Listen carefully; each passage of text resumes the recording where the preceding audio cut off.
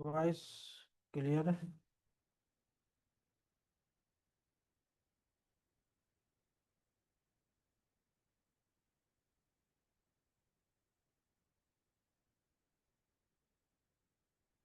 हम्म।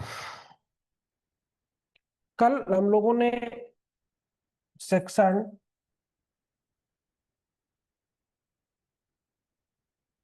26 BS से इसमें क्या देखा था? डाइंग डिक्लेरेशन, मृत्युकालिक कथन।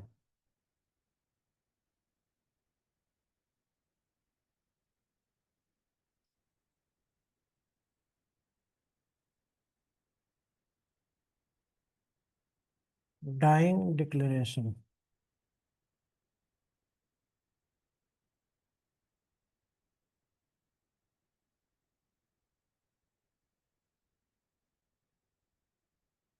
मीडियम आप लोगों का हिंदी है दोनों का?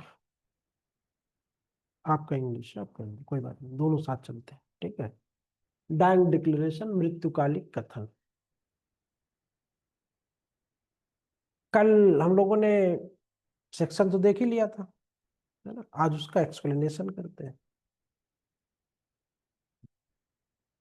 सबसे पहली बात तो ये है कि हमारे देश का जो अब तो BSA है, इसके पहले जो इंडियन एविडेंस एक्ट था, जेम्स स्टीफन, है ना, उन्होंने बनाया था। भारतीय साक्ष्य अधिनियम के जो रचयिता थे वो जेम्स स्टीफन थे, सर जेम्स स्टीफन। तो इस इंडियन एविडेंस एक्ट में और इंग्लिश एविडेंस एक्ट में, दोनों में इस टॉपिक को लेकर कुछ डिस्प्यूट हो गया था। जब डिस्प्यूट हुआ तो ये हुआ कि मृत्युकालिक कथन को कब स्वीकार किया जाए और कब स्वीकार न किया जाए। तो इंग्लिश लॉ वाले कहते हैं कि इसमें से बिल्कुल, जिसको कहते हैं ना कि आदमी को मरने की शंका होनी चाहिए, कि वो मर जाए। अब कोई भी आदमी अपने मौत के बारे में पता बता सकता है क्या कि मैं कब मरूंगा? होगी तभी होगा। भारत में कहा कि ऐसा कुछ नहीं है। बस ये है कि उसने अच्छी खासे हालात में भी अगर दिए है और वो मर गया है तो वो डाइंग डिक्लेरेशन होगा, और अगर नहीं हुआ तो फिर नहीं हुआ, तो डाइंग डिक्लेरेशन होगा ही नहीं। सीधी सी बात हो गई। लेकिन ब्रिटिश वालों ने कहा नहीं। फिर ब्रिटिश वालों ने कहा कि ये किस संदर्भ में होगा, तो उन्होंने कहा कि ये सिर्फ डेथ और कल्पेबल होमोसाइड में ही होगा, आपराधिक मानववध और हत्या में ही लागू होगी। भारत में कहा कि ऐसा कुछ नहीं है, ठीक है। तो अभी इसके अंतर लिखाते हैं दोनों के, कि इंग्लिश लॉ में क्या बात कही गई थी, और लिखा देंगे अभी, और इंडियन लॉ में क्या बात कही गई। तो इसी को लेके जब डिस्प्यूट हुआ तो शुरू में रिक्वायरमेंट्स ऑफ दिस सेक्शन, यानी कि इस सेक्शन की आवश्यक शर्तें क्या है, धारा 32 को लागू करने के लिए शर्तें क्या है। तो पहला, इसको सिनॉप्सिस पहले बना लो, पहले लिख लो किस किस टॉपिक पे हमको आज चर्चा करनी है।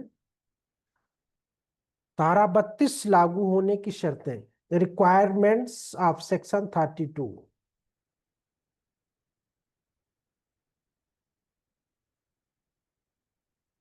दूसरा लिखिए मृत्युकालिक कथन, पहले हिंदी में लिखो फिर मृत्युकालिक कथन या मृत्यु के कारण के बारे में कथन, यानी डाइंग डिक्लेरेशन।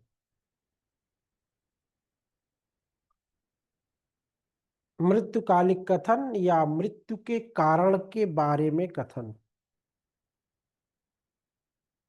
फिर इंग्लिश विधि में मृत्युकालिक कथन और भारतीय विधि में मृत्युकालिक कथन। Dying declaration in English law and dying declaration in Indian law हो गया।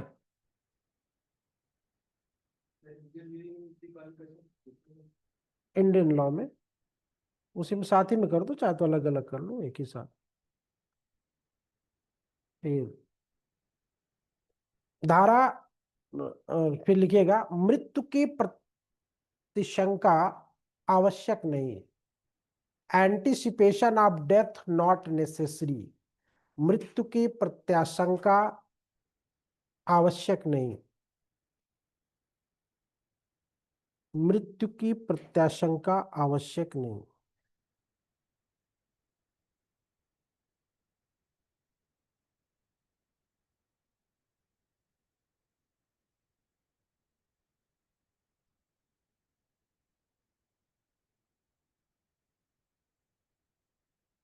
हो गया, मृत्यु की प्रत्याशंका आवश्यक नहीं। फिर नेक्स्ट लिखिएगा इसमें,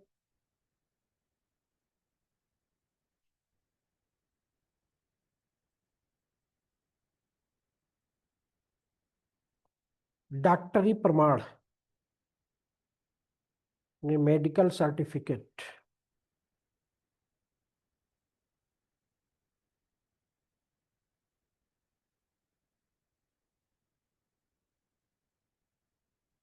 फिर लिखिएगा, कथन तथा मृत्यु के समय का निकट होना।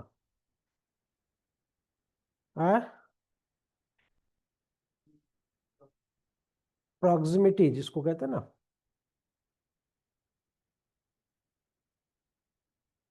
या रिलेवेंसी ऑफ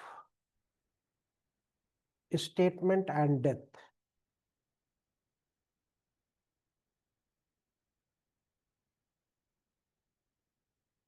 इतनी बातें अभी हम लोग पहले चर्चा करते हैं, उसके बाद आते हैं।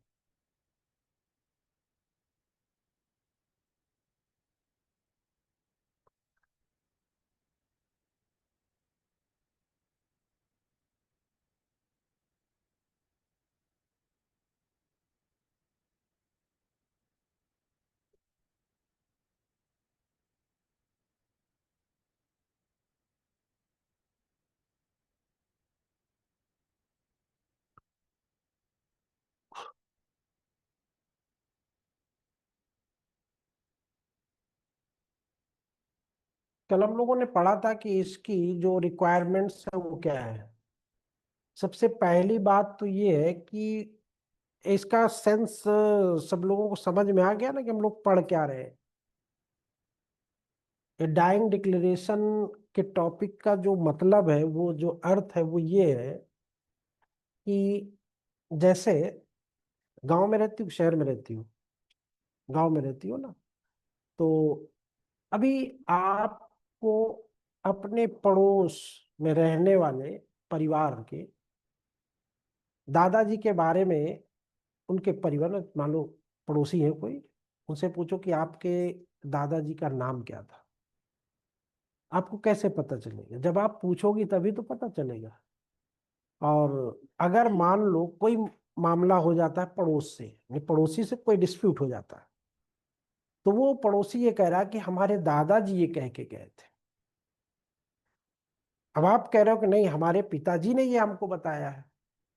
अब उनके दादाजी ने उनको बताया, आपके पिताजी ने आपको बताया। अब जो बात उनके दादाजी ने बताया उस पे आपके पिताजी को ऑब्जेक्शन था, आपके पिताजी ने केस कर दिया। अब आपके पिताजी ने जब केस कर दिया तो मुकदमा चल रहा है। अब उस पार्टी को, जो पड़ोसी है आपका, उसको ये कहा जाए कि आपके दादाजी ने क्या कहा था, उसको साबित करिए आप। तो अब दादाजी तो शमशान से आ जाएंगे? नहीं आ सकते ना। फिर अब वो बात कैसे साबित की जाएगी जो उनसे दादाजी कह के गए थे और आपके पिताजी से जो विवाद था? कैसे होगा? क्या मुकदमा खत्म हो जाए? क्या उनकी बात मान ले कि उनके दादाजी कह के गए थे, यार वो सीनियर थे, चलो उनकी बात हम मान लेते हैं? ऐसा हो जाएगा क्या? नहीं। तब कैसे साबित होगा? तब वो जिस बात को कह रहे हैं तो उनसे कहा जाएगा कि न्यायालय कहेगा कि आप प्रूफ दीजिए कि आपके दादाजी ने क्या कहा था। है ना साहब, वो हमारे घर में सोने चांदी का व्यापार होता था, तो एक डायरी रखी थी, उस डायरी में वो सारी बातें लिख दिया करते थे कारोबार के अनुक्रम में। उसी रेफरेंस में उन्होंने वो बातें लिख दी थी कि मैंने पड़ोसी को, जो भी नाम हो, उनको मैंने ½ किलो चांदी दिया था और 100 ग्राम सोना दिया था, उसके बदले में उन्होंने मुझे ये जमीन सौंप दी है जिसपे मेरा कब्जा है। तो उस जमाने में लोग विश्वास बहुत करते, तो लिखा पढ़ी नहीं हुआ करती थी, तो बस उतनी बात उन्होंने लिखी। अब आपके पिताजी ने कहा नहीं, ऐसा तो हुआ ही नहीं। तो अब मान लो आपके दादाजी सोना लेके या चांदी लेके अपना काम कर लिए हो कुछ, अब वो उन्होंने तो लिख दिया, जो लेने वाला होता है वो जल्दी से नहीं लिखता है, क्या लिखेगा भाई हमको देना है, लेकिन वो डिस्प्यूट हो गया। अब वो दादाजी तो आ नहीं सकते, तो उनकी वो डायरी जो है वो क्या होगी, उसमें जो लिखे गए कथन है वो मृत्युकालिक, वो वो स्टेटमेंट उनके मृत्युकालिक हो। ठीक है, पहली चीज। दूसरी चीज ये है कि कोई व्यक्ति किसी व्यक्ति को गंभीर रूप से घायल कर देता है, घायल कर देता है, या वो क्या कहते हैं कि जहर खा लेता है ना, या आग से महिलाएं लगा लेती हैं, अपने से लगाती हैं, बदनाम ससुराल वालों को कर देती हैं। तो कहने का मतलब कि उस सिचुएशन में वो महिला जो जल चुकी है, अभी थोड़ा से जली, मान लो बुझा दिया गया, बच गई, या जहर खाई थी, कम मात्रा में खाई थी खाली डराने के लिए, लेकिन अब डराने के लिए खाई, हो सकता है कि वो ज्यादा रिएक्शन कर दिया हो, अब उसको लगा कि अब तो बचेंगे नहीं हम, झाग वाग फेंक दिया मुंह से, बड़ा मसला फंस गया। तो जल्दी जल्दी बुलाया गया, भाई पुलिस को, ये वो करो, बताइए आपके साथ क्या हुआ, किसने खिलाया आपको।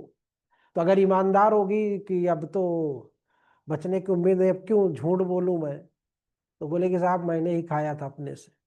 अब अगर उतना उसने बोल दिया और ये स्टेटमेंट लिख दिया गया, ठीक है, और वो मर गई, तो घर वालों को कुछ नहीं होगा। लेकिन अगर उसने कहा कि हाँ मेरी ननद ने मुझको पकड़ा था, सास ने मेरी मुंह में दवा डाली, ससुर ने पानी पिलाया, सब पूरी कहानी उसने बता दिया और फिर मर गई, तो बेचारे तीनों गए। भले वहां पे ननद न रही हो या वो न रही हो, जिसका जिसका नाम ले लेगी वो जेल चले जाएंगे। तो यहाँ पे मृत्युकालिक कथन, क्योंकि अब वो मृत्यु की सैया पे पड़ी हुई है, बच भी सकती है और मर भी सकती है। तो इंग्लिश लॉ में ये है कि आशंका होनी चाहिए कि वो मर जाएगी, यहां पे अपने यहां आशंका नहीं है, सिर्फ ये है कि कंडीशन गंभीर है, बच भी सकती है, कंडीशन गंभीर है, वो बच भी सकती है, मरना जरूरी नहीं है। अब अगर बच गई तो फिर डाइंग डिक्लेरेशन नहीं होगा, फिर वो कोरोबरेटिव उसमें साक्ष्य में जाएगा, वहां पे फिर उसको कोरोबरेट किया जाएगा। तो बात समझ में आई, डाइंग डिक्लेरेशन। फिर दो कंडीशन तो ये हो गई, तीसरी कंडीशन ये होती है कि जिंदा तो है, कैसे नहीं, वो बात तो कह के चला गया, आग लगा के वो चला गया, लेकिन वो अब साक्ष्य देने आ नहीं सकता है, और उसी के साक्ष्य पे पूरा मुकदमा आपका डिपेंड करता है। तो अब क्या होगा, अब वो तो आ नहीं सकता, मान लो भाग गया, भगोड़ा घोषित हो गया, राष्ट्र में तो नहीं आ सकता वो। तो ऐसे सिचुएशन में क्या किया जाएगा, ये न्यायालय के विवेक पे होता है कि वो उसके साक्ष्य को किस तरह से प्रमाणित करवाएगा। ठीक है, ये न्यायालय के विवेक पे होता है। ठीक, तो जो मर गया है, जो मिल नहीं सकता है, और चार बातें थी कल, हाँ, जिसका साक्ष्य इतने खर्च के बाद भी प्राप्त करना मुश्किल हो जाए, या कोई ऐसी चीज है जिसका साक्ष्य देना इनकैपेबल हो। हाँ हाँ, मतलब देर हो, विलम्ब हो, जैसे मैंने कहा था कि कंपनी बाग का जो रानी विक्टोरिया का जो राजाज्ञा है, उसको कोर्ट के सामने ले जाना है, तो अब पता चला कि जेसीबी लगाओ, उखड़वाओ, सब पूरा फिर कोर्ट में लाद के ले जाओ, तो वो थोड़ा से प्रॉब्लम है ना। तो उसको किसके माध्यम से ले लेगा, वो कोर्ट का विवेक है, वो कहेगा कि ठीक है उसकी सर्टिफाइड कॉपी ला के हमको दो, जो वहां उसकी पिक्चर लेके आओ कि वाकई में लगा है कि नहीं, चारों तरफ का वीडियो बना के लेके आओ। तो पहले पहले भी फोटोग्राफर वगैरह, फोटोग्राफ वगैरह पहले भी चलते थे, साक्ष्य में अभी भी चलते हैं। अब तो थोड़ा सा मॉडर्न हो गया, बिल्कुल ब्लैक एंड व्हाइट की जगह कलर्ड हो गया। पूरा चारों तरफ का वीडियो बनाएगा, कहेगा साहब ये देखिए लिखा हुआ है, उसको वहां के ऑफिसर से सर्टिफाइड करवाएगा, साहब ये है राजाज्ञा। ठीक। तो चारों कंडीशन में आपको एक्सेप्ट कर। अब देखिए यहां पे थोड़ा सा मसला इस बात का है कि इंग्लिश विधि में जो हमने कहा कि अगर थोड़ी सी भी आशंका में कमी हो गई तो आपकी डाइंग डिक्लेरेशन नहीं होगी। अब वो कैसे होता है? अब एक बात और है कि इसमें कौन व्यक्ति, जैसे कि साक्ष्य नहीं दे सकता, बूढ़े व्यक्ति होते हैं, पागल व्यक्ति होते हैं, या बहुत जर्जर अवस्था में हो जाते हैं, या आयु में छोटे होते हैं, तो ऐसे लोगों के साक्ष्य को डाइंग डिक्लेरेशन के उसमें नहीं माना जाएगा। भाई मान लो अगर कोई बूढ़ा व्यक्ति है, वो न्यायालय के सामने नहीं जा सकता है, और उसने कोई बात कह दिया, कहने के बाद वो मर गए, भाई इतने जर्जर हैं कि उनको कोर्ट के सामने नहीं ले जाया जा सकता। तो अब वो बात जो कहेंगे उस मामले में, तो वो भी डाइंग डिक्लेरेशन के अंदर आएगा। ठीक है, माइनर के भी आएगा। तो बच्चे तो और जल्दी से झूठ नहीं बोलते ना। तो इसमें डाइंग डिक्लेरेशन का यही होता है। अनसाउंड का मतलब ये दिमागी रूप से वो कभी कभी सही हो जाता है, कभी कभी सही नहीं होता है। तो जब जब वो सही हो जाता है तब तब उसका। ठीक है। अब उसके बाद देखिए ये कि मैं उसमें एक केस आपको बता देता हूँ, तो हो सकता है दोनों में समझ में आ जाएगा, इंग्लिश लॉ में और इंडियन लॉ में। उसमें एक मामला ये था कि एक महिला की हत्या की गई, मतलब हत्या रात में जाके उसका गला काटने का प्रयास किया गया, और गला तो कटा नहीं, लेकिन जब नहीं कटा तो दाब दूब के उसको इतना इतना कर दिया था कि मरने की अवस्था में वो पहुंच गई थी। शोरगुल हुआ, लोग उसको लेके गए हॉस्पिटल। हॉस्पिटल में मजिस्ट्रेट साहब को बुलाया गया, भाई इनका इंग्लिश लॉ था, इंग्लिश केस था, तो उसमें यह था कि भाई इनको डॉक्टर साहब को बुलाइए, वो एसडी मजिस्ट्रेट साहब को कहे कि बोले कि आप उनका क्लर्क भी था, बोला पूछता गया, वो लिखाती गई। जब उसने सब कुछ पूरा लिखा दिया स्टेटमेंट, तो कहती है कि रुक जाइए थोड़ा से, इसमें एक चीज और जोड़ दीजिए आप, इसमें आप एक चीज और जोड़ दीजिए। बोले क्या जोड़ना है? बोले ये जोड़ना है कि मैं अपने चेतनावस्था में ये कथन लिखवा रही हूँ। तो वो पूछा कि आपको मरने की उम्मीद नहीं है क्या? तो कहा है तो उम्मीद तो है कि मर जाऊंगी। बस इतनी सी बात थी। नहीं कि उसका ये कहना कि थोड़ा सा रुक जाइए और इसमें ये स्टेटमेंट जोड़ दीजिए, इसका मतलब कि आपको मृत्यु की प्रत्याशंका नहीं। इस बात को लेके इस उसमें इसको डाइंग डिक्लेरेशन नहीं माना गया इंग्लिश लॉ, इंग्लिश लॉ। और उसके बाद वो मर गई, उसके बाद वो मर गई। तो यहां पे उसका वो स्टेटमेंट कि रुक जाइए, तो ये था कि वो प्रत्याशंका में नहीं थी कि हम मरेंगे या नहीं मरेंगे। तो वहां पे उसको नहीं, अब कोरोबरेट किया जाएगा, कोरोबरेट किया जाएगा, वो इररिलेवेंस तो बिल्कुल नहीं होगा ना। हाँ। हाँ। ठीक है। इंडिया में होता तो पूरा हो जाता, उसमें कोई इशू ही नहीं था। इंडिया में तो पूरी ठीक। अब देखिए उसके बाद ये आर बनाम वुडकॉक का एक केस था। उसी में ये था, आर बनाम वुडकॉक।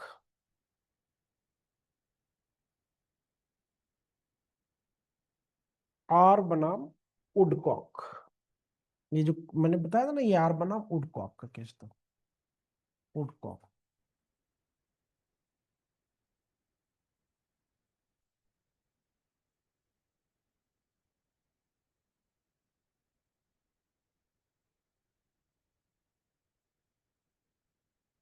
ठीक।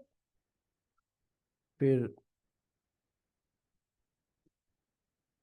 यानी यहाँ पे इंग्लिश लॉ में ये है कि आपको जीवित रहने की किसी भी प्रकार की कोई आशंका नहीं होनी चाहिए। ठीक। तब आप बोल रहे हो, तब वो डाइंग डिक्लेरेशन में जाएगा, अन्यथा वो डाइंग डिक्लेरेशन में नहीं जाएगा। ये इंग्लिश लॉ में, अपने यहाँ ऐसा कुछ नहीं। ठीक है, नेक्स्ट आइए। अब बाकी कहानियां इसमें बहुत ज्यादा ढेर सारी हैं, उसको लेने की जरूरत। अब जैसे मैंने कहा था कि anticipation of death not necessary, कहाँ पे? इंडिया। ठीक है, चुनाव की प्रत्याशंका जरूरी नहीं है, आवश्यक नहीं। अब किसी भी रेफरेंस में या किसी भी संदर्भ में कोई भी घटना हो, कि वहां पे है कि मृत्यु में होना चाहिए और आपराधिक मानव वध में होना चाहिए। तो अब मान लो आपका किसी व्यक्ति ने एक्सीडेंट कर दिया, या किसी व्यक्ति ने आपको इस तरह से मारा कि आप गंभीर रूप से घायल हो गए, तो अब क्या पता कि इसमें इसकी मौत हो ही जाएगी, कोई जरूरी नहीं है, और हो भी सकती है। भाई घोर उपाधि क्या होती है? घोर उपाधि पढ़ा है ना? पढ़ा है ना? तो उसमें हो भी सकती है, नहीं भी हो सकती। ग्रीवियस हर्ट में किस सेक्शन में है? बीएनएस के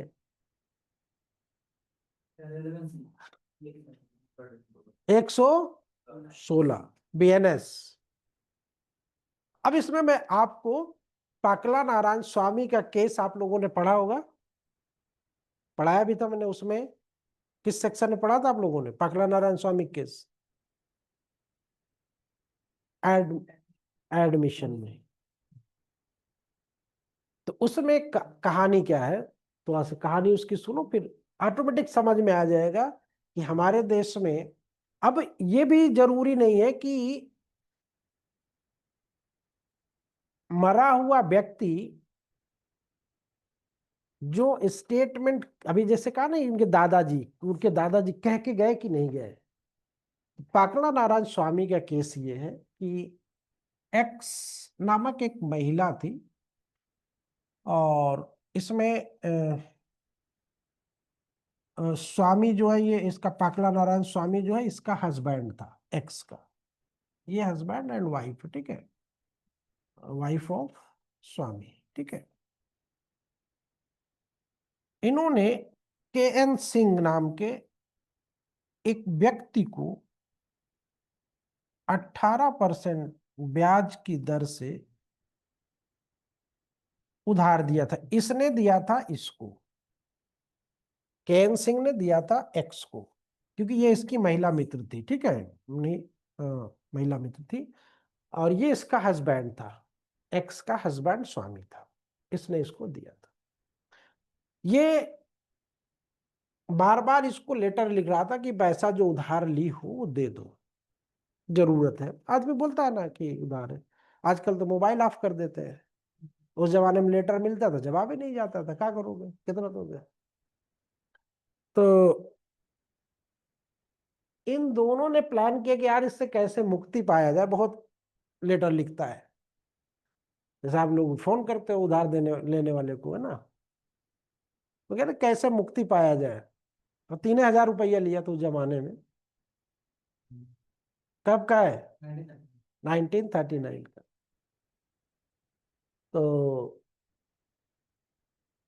प्लान किया इन्होंने, दोनों ने मिलकर एक लेटर भेजा इनके नाम, लेकिन उसमें ये नहीं लिखा कि किसने भेजा है।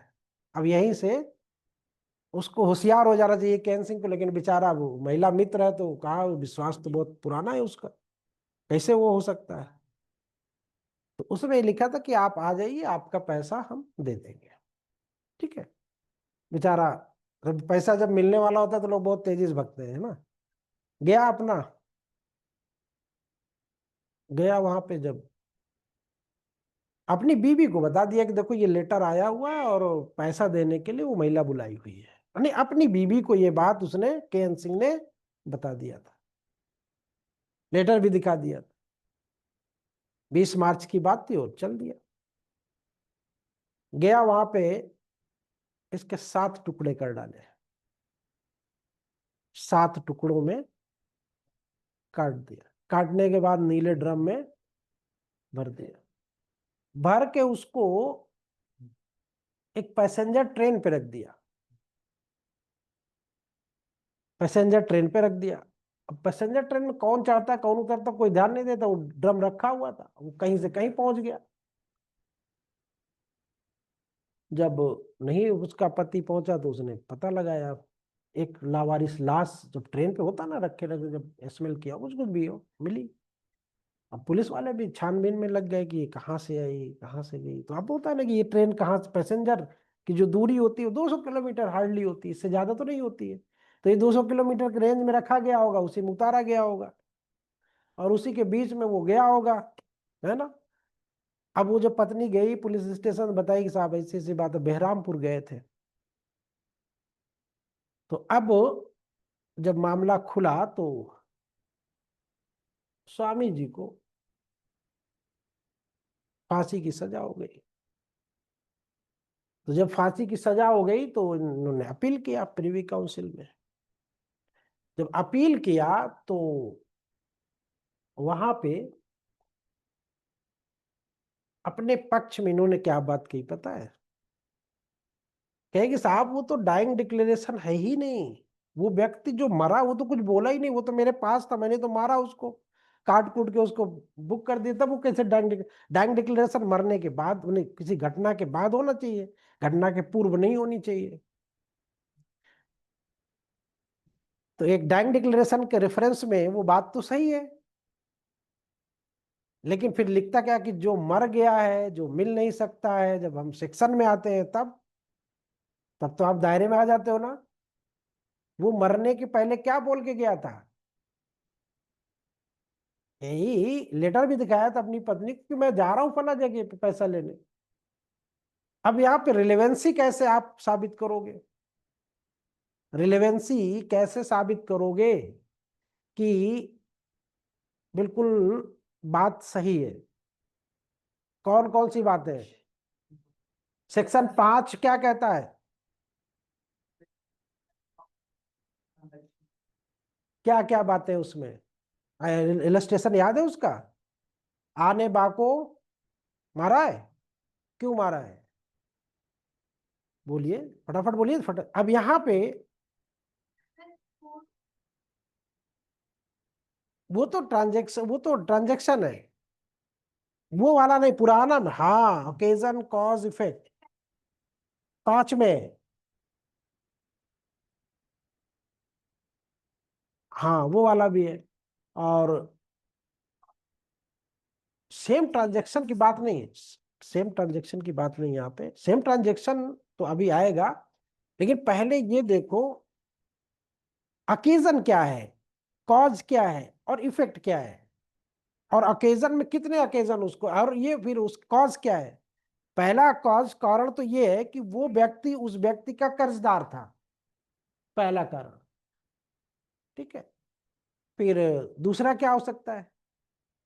सर उसको अपने पैसे देने और दूसरा, मृतक ने अपनी पत्नी को ये कहना कि वो स्वामी के यहाँ जा रहा है, ये भी रिलेवेंसी है।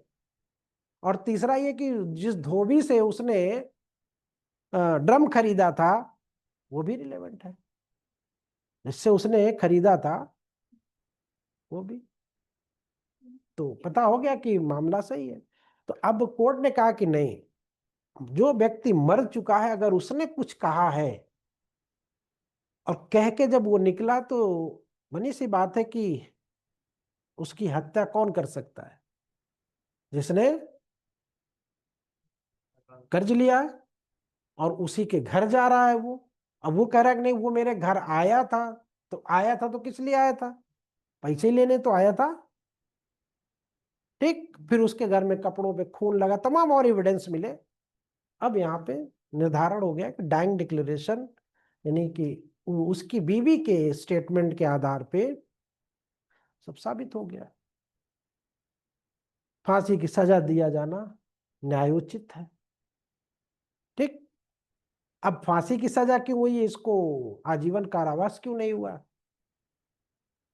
होता है ना कि क्या हर हत्या में आपको फांसी की सजा दी जाती है? हर हत्या में नहीं दी जाती है। और हत्याओं में आजीवन कारावास क्यों होता है और में फांसी की सजा क्यों होती है? कभी विचार किया? कभी विचार किया कि नहीं किया? नहीं किया हो। क्यों?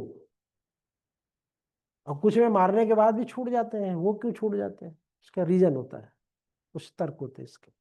तो यहाँ पे इसको फांसी की सजा क्यों दी गई? क्योंकि इसने रेयरेस्ट ऑफ रेयर, यानी कि मारा तो ठीक है, मार दिया आपने, ठीक किया, मतलब ठीक किया इन द सेंस कि जो भी मार दिया वहां तक तो गनीमत थी। उसके बाद आपने उसके 60 टुकड़े कर दिए, तो इसका मतलब कि आप बहुत ही निर्दयी व्यक्ति हैं। आपके अंदर दया नाम की कोई चीज नहीं, और जिस व्यक्ति में दया नाम की कोई चीज ना हो उसको समाज में रहने का कोई अधिकार नहीं होता है, इसलिए उसने उसको फांसी की सजा दे दी। तो रेयरेस्ट ऑफ रेयर में ही आपको फांसी की सजा मिलेगी, अन्यथा नहीं। ठीक। तो ये सेक्शन 26 का सब क्लास 1। ठीक। बात समझ में आया कि नहीं आया?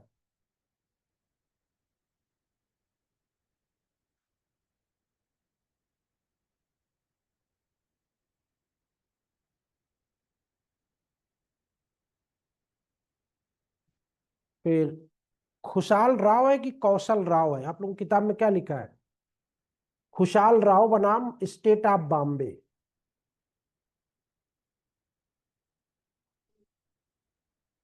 कौशल राव मिलता है ना कहीं कहीं, कुछ किताबों में कौशल राव, कुछ कुछ किताबों में खुशहाल राव।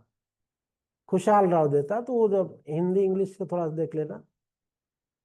हम्म।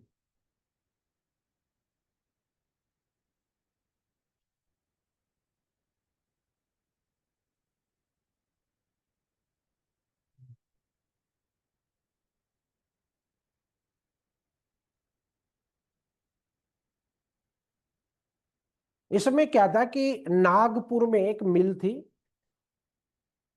मिल के मोहल्ले में श्रमिकों के दो दल बन गए थे, जैसे ग्रुप होते हैं ना, दो ग्रुप बन गए थे। वे कभी कभी मारपीट भी करने लगते थे। इसी तरीके से एक मारपीट में एक श्रमिक बाबूलाल को कई चोटें लग गई। उस समय रात के करीब 7 बजे थे। उसके पिता तथा अन्य साथी उसे अस्पताल लेकर गए। करीब पौने 10 बजे, 9:45 पर पहुंचे। रास्ते में उसने साथियों को बताया कि 4 व्यक्तियों ने उस पर आक्रमण किया और उसके पास तलवार और भाले थे। नहीं, उसने अपने ऊपर किए गए। डाइंग डिक्लेरेशन होता क्या है? डाइंग डिक्लेरेशन होता क्या है? जो व्यक्ति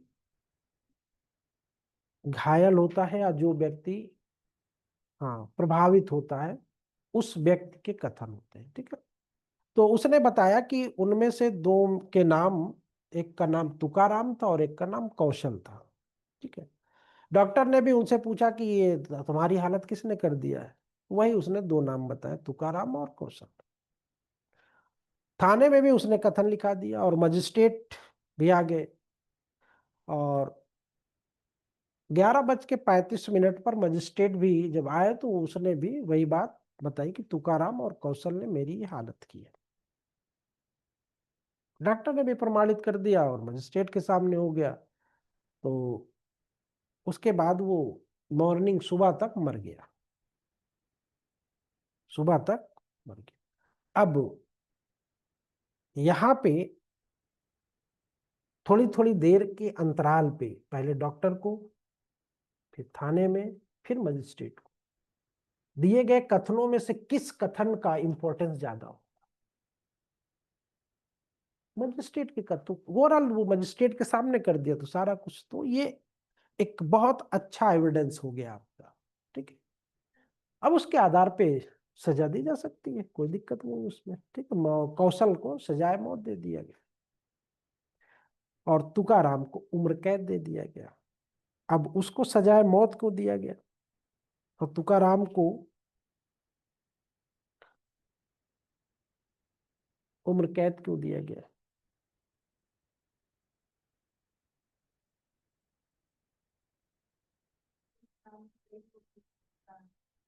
हाँ, कंफ्यूजन हो गया वहां पे कि वही तुकाराम है कि पर पहचान नहीं हो पाई थी वहां पे, इसलिए उसको उम्र कैद की सजा हुई, बाद में वो, ठीक है। और कौशल राव का तो बिल्कुल कंफर्मेशन हो गया कि यही बंदा है, क्योंकि इसी से इसका तो अब वहां पे भी होता है कि किसका किससे डिस्प्यूट था, विवाद किसका किससे। तो तुकाराम का था, वो कौशल राव का डिस्प्यूट था, तो कर दिया। ठीक, बात समझ में आ गई।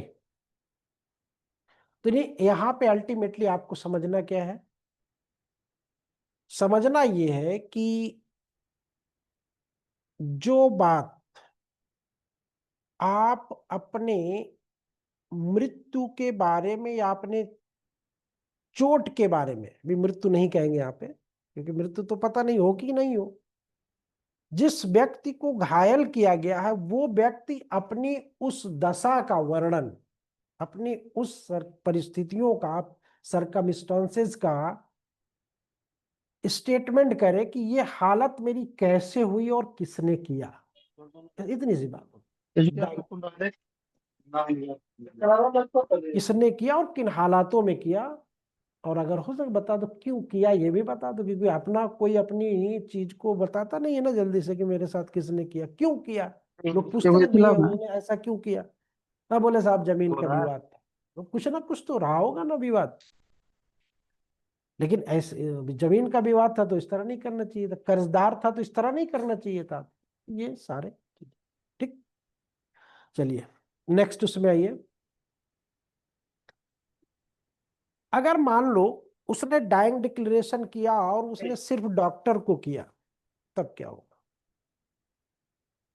और वो देखिए दुकान अगर में ले जाओ उसने लो तो सिर्फ मतलब सही। डॉक्टर को ही किया है, हाँ हाँ तो सही है। हाँ।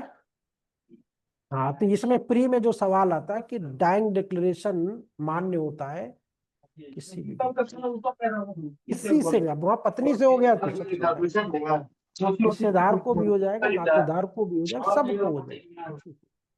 बस मौत से संबंधित बातें होनी चाहिए, इधर उधर कहानी नहीं होनी चाहिए कि मतलब पूरी कहानी सुनाने लगे। बस मैंने क्या कहा कि वो हालात किसने किया और किन परिस्थितियों में किया और क्यों किया, तीन बातें हैं। ठीक, ये आपको बता दें। और ये इसलिए मान्य होता है, इसके पीछे लॉजिक क्या है कि डाइंग डिक्लेरेशन को मान्यता क्यों दी जाती है, पता है आप लोगों को क्या रीजन है इसके पीछे।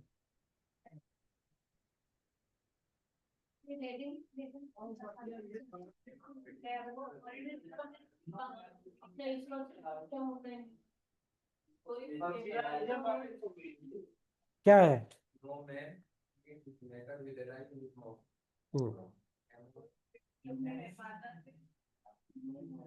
याद हुआ मैगजिम। कोई भी व्यक्ति अपने प्रभु से, अपने निर्माता से अधरों पर, मैंने होठों पर झूठे मुख नहीं मिलना चाहता, यानी कि मरता हुआ व्यक्ति झूठ नहीं बोलता, ऐसा हम लोग मानते हैं। लेकिन परिस्थिति आजकल बदल गई है, ठीक है, आजकल परिस्थितियां बदल गई, लेकिन हम लोग इसको मैंने मानते हैं न्याय। हाँ? क्यों नहीं होगा डाइंग, वो जाने, वो जाने, तो मर गया, मार के चला गया, तो इसीलिए तो कहा जाता है कि मरता हुआ व्यक्ति झूठ नहीं बोलता है। हाँ। तो वही तो मैंने कहा कि अभी सास ननंद सबको फंसा के चला गया, चले जाते हैं ना इसे। हाँ, तो इसीलिए इसका जो इस्तेमाल होता है ना, बड़ी मतलब ये तो डाइंग डिक्लेरेशन पे तो कोई सावधानी नहीं, अभी आएगा इसमें, अभी क्यों होना चाहिए क्यों नहीं होना चाहिए, इस पे भी चर्चा का विषय है। तो पहले ये था कि पहले अभी 20 साल पहले देख लो, लोग जो बात कह देते थे उससे जल्दी से मुंह नहीं फेरते थे। आज क्या हो रहा है कि लोग बोलते हैं और तुरंत पलट जाते हैं। तो उस जमाने के बाद, 1872 से लेके आज तक बहुत परिवर्तन हो चुका है। तो अब इसमें भी थोड़ा सा सतर्कता के साथ ये कहा गया कि न्यायालय जो है वो भी सावधानी के साथ काम करेंगे, ठीक है, देखेंगे कि परिस्थितियां क्या थी, ठीक है ना। और ये नहीं कि बस उसने खुद आग लगाई, खुद से जली और दूसरे को ब्लेम कर दिया। तो ये परिस्थितियों की बात होती, किन परिस्थितियों में वो जली, है ना। तो फिर अब अगर ऐसा हुआ तो फिर कोरोबरेशन में जाएगा वो, ठीक है। अगर कहीं से भी शंका पैदा होती है तो कोरोबरेशन में जाएगा, किया जाएगा। लेकिन डाइंग डिक्लेरेशन में अगर सब कुछ साफ है बिल्कुल शीशे की तरह, दुकान वाला हो जा रहा फिर वहां पे कोरोबरेशन नहीं, उसके स्टेटमेंट के आधार पे ही सजा हो जाएगी, ठीक है।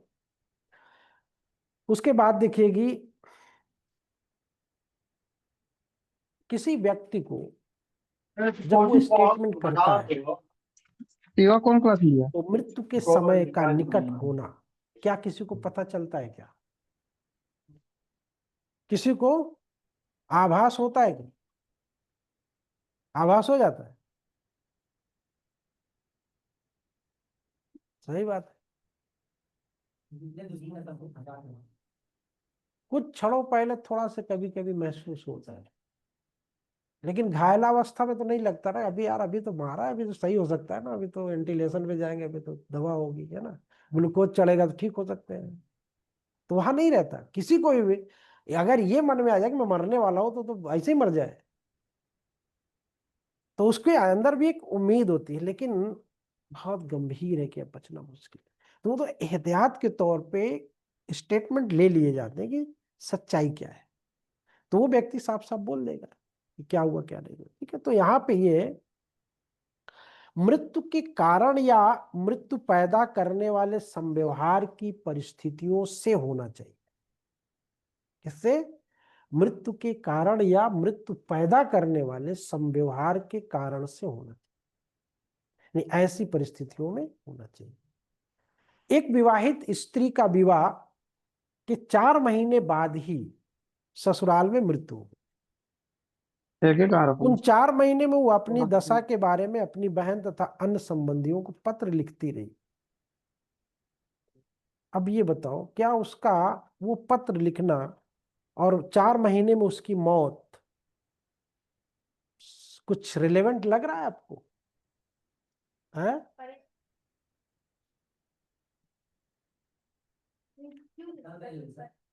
तो वो हत्या में जाएगी, आत्महत्या में जाएगी, या दोनों में जाएगी? यार लेटर में अब ये तो हम नहीं जानते हैं, कभी हमको परेशान किया जाता तो हम भी लिखते हैं। अब लेटर में लोग क्या लिखते हैं, जब शिकायत लिखते हैं सास की ननद की, आज खाना नहीं दिया, आज ये किया, आज वो, कपड़ा लेने गए थे मुझको कपड़ा नहीं ला के दिए, है ना, समथिंग टाइप में अपना जो प्रॉब्लम। तो हूँ।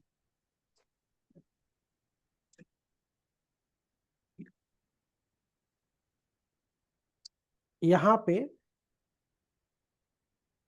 उसका जो लेटर है, उसकी जो डैंग डिक्लेरेशन है वो कंप्लीट है, उसके आधार पे आप सजा दे सकते हो, ठीक है।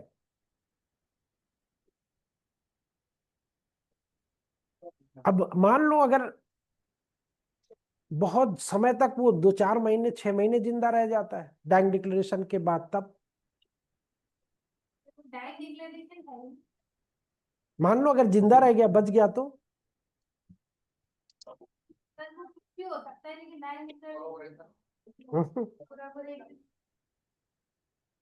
कभी कभी होता ना कि उम्मीद नहीं थी कि ये इतना जी जाएगा और वो जी गया, तब क्या हो?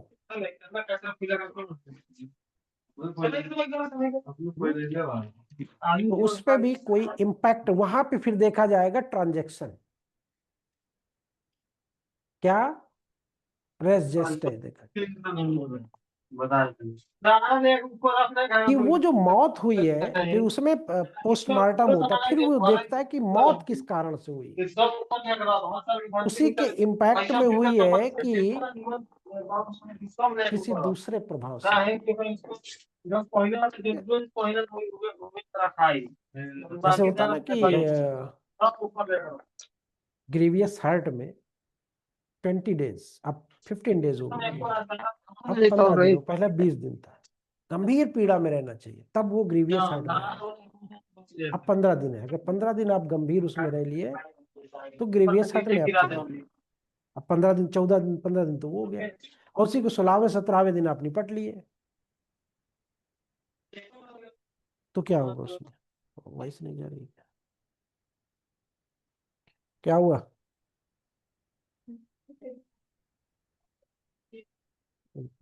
कौन है माइक ऑन कर देता?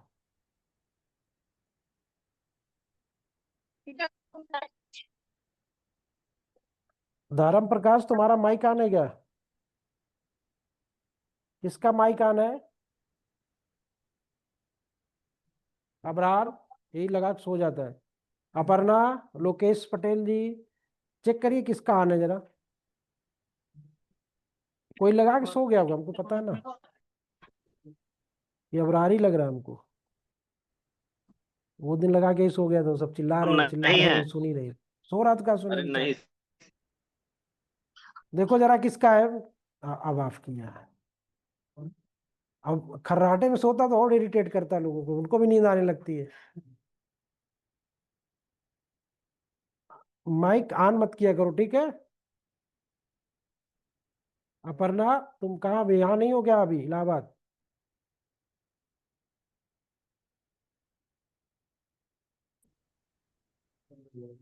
बंद हो गया ना? हाँ ठीक है, देखो ऑन मत किया करो, डिस्टर्ब होता है दूसरों को ना। चलिए, तो ये बात क्लियर हो गई। अब आइए इलस्ट्रेशन पे, रह गया था ना कल। कितने इलस्ट्रेशन है इसमें? बेरेट लाई हो, नहीं लाई हो? नहीं लाई? तो काशियूशन अभी इसके बाद चलो 2 घंटे में।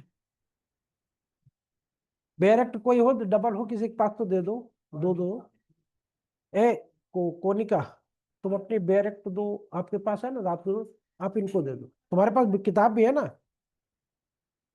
तो क्या हुआ, कोई दिक्कत नहीं, वो सेक्शन बदल लेंगे ना।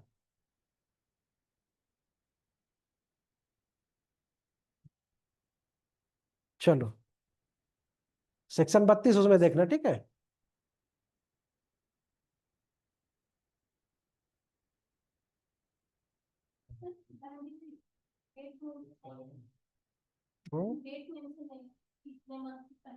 ना ना, उसमें कुछ ऐसा कुछ नहीं है, कोई लिमिटेशन नहीं। बस वही रजिस्टर देखा जाता है उसमें कि वो उस क्रम में हुआ है कि नहीं हुआ है।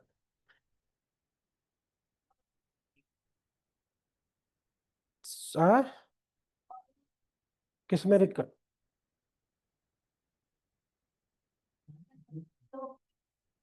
हाँ, नहीं इलेक्टेड। हाँ हाँ। हाँ तो माना जाए, कोरोबरेटिव हो जाएगा वो, क्योंकि वो अच्छे हाथ नहीं, अभी क्या काम नहीं, शब्द पे आप लोग ध्यान नहीं देते हो। अभी हम ठीक ठाक है, हम लिख दिए, हमारी किसी से दुश्मनी है, हमने लिख दिया कि अगर मेरे साथ कोई घटना घटती है तो इसके जिम्मेदार फला व्यक्ति होंगे, ठीक।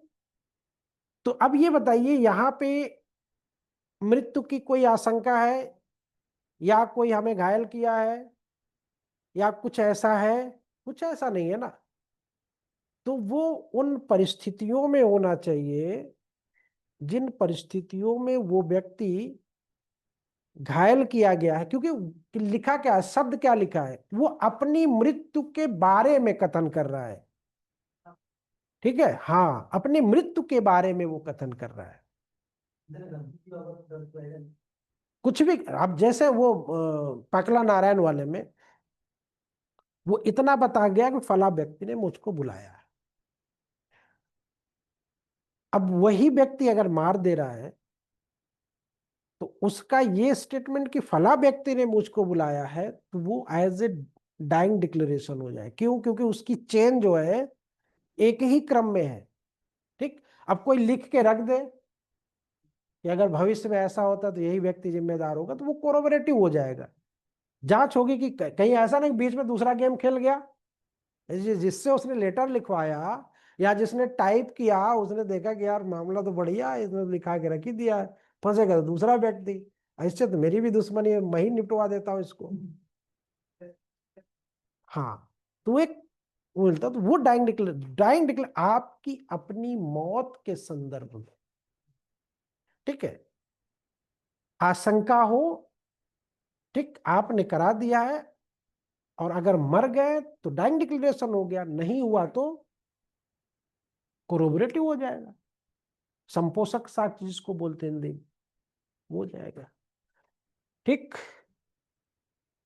अब अगर मान लो थोड़ी देर के लिए आप गए एफआईआर लिखवाने, आपके किसी ने सर पे मार दिया, खून बह रहा, आप दौड़ते दौड़ते गए एफआईआर लिखा रहे, एफआईआर लिखाते लिखाते आप मर गए, तो वो एफआईआर जो होगी वो किस रूप में प्रयोग की जाएगी? वो डाइंग डिक्लेरेशन के बारे में वो प्रूफ हो जाएगा वो। ठीक है, इसका एविडेंसरी वैल्यू जो होता है डाइंग डिक्लेरेशन का बहुत हाई होता है, यानी कि अकाट्य जिसको कह सकते हो, कि आप इसको काट नहीं सकते।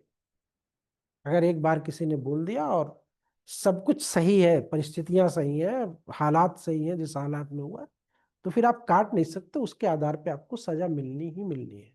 ठीक है, हाँ, कंक्लूसिव प्रूफ, कि अब इसमें कोई इफ बट नहीं हो सकता। ठीक है,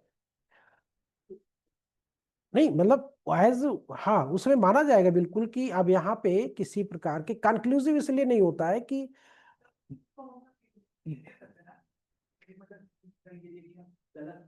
नहीं आप कुछ भी करिए, ठीक है, लेकिन वो उनका एज जैसे कि, ठीक है, हो सकता है, हाँ, सैल प्रिज्यूम में।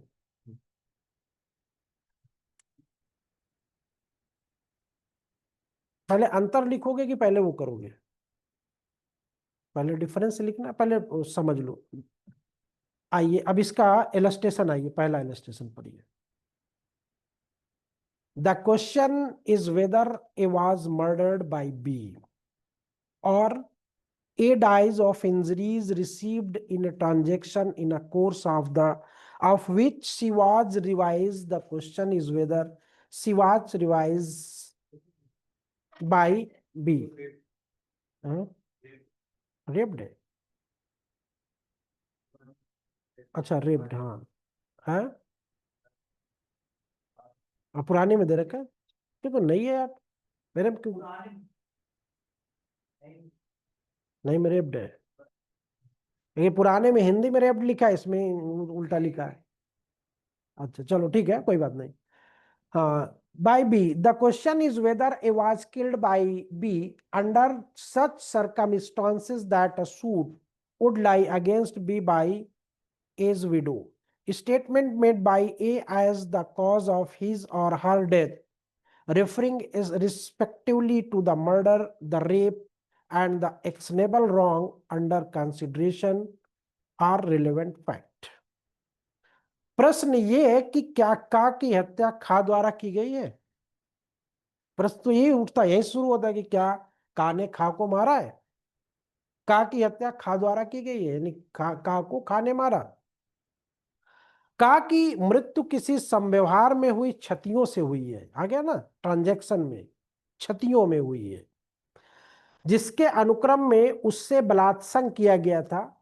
प्रश्न ये कि क्या उससे खा द्वारा बलात्संग किया गया था, अथवा प्रश्न ये कि क्या का खा द्वारा ऐसी परिस्थितियों में मारा गया था कि का की विधवा द्वारा खा पर वाद लाया जा सकता।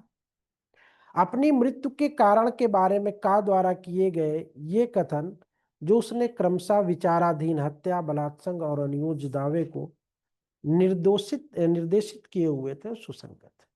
ठीक है,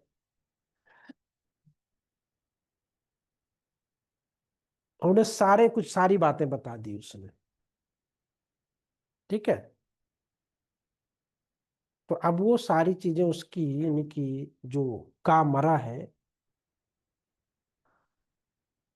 उसके साथ क्या क्या हुआ, उसने सारी चीजें बता दी। जैसे अभी एक चेन्नई में कोई आरएसएस का कार्यकर्ता था, आईटी इंजीनियर भी था, उसका नाम याद है? कल ही के उसमें था, उसने 26 साल बाद आत्महत्या किया है। अभी हाँ, मतलब वो 4-5 साल की उम्र से शाखा में गया था, आरएसएस की शाखा में वो कार्य करता था। तो उसका यौन शोषण किया गया और निरंतर होता रहा उसका। और कहीं पे जब उसने शिकायत की तो कहीं पे कोई सुनवाई नहीं हुई। अंत में उसे कल या परसों में उसने सुसाइड कर लिया। उसने अपनी बातों को लेटर में लिख दिया पूरा। बैंक डिक्लेरेशन हो जाएगा उसका। ठीक।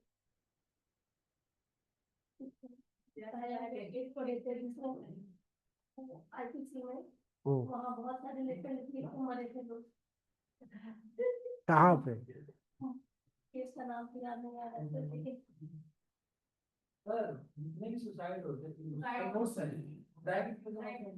हाँ,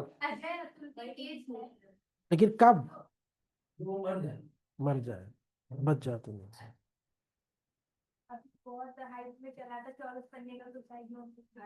हाँ, वो आईपीएस था, पूरन कुमार, पूरन कुमार।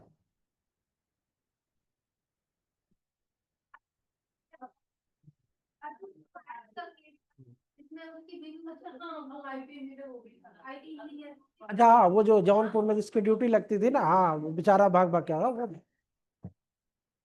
वो कहाँ मिलेगा? वो जब जज साहब ही मांग रही थी कि इतने लाख रुपया दो, वो कर देंगे, कहाँ से मिल पाए?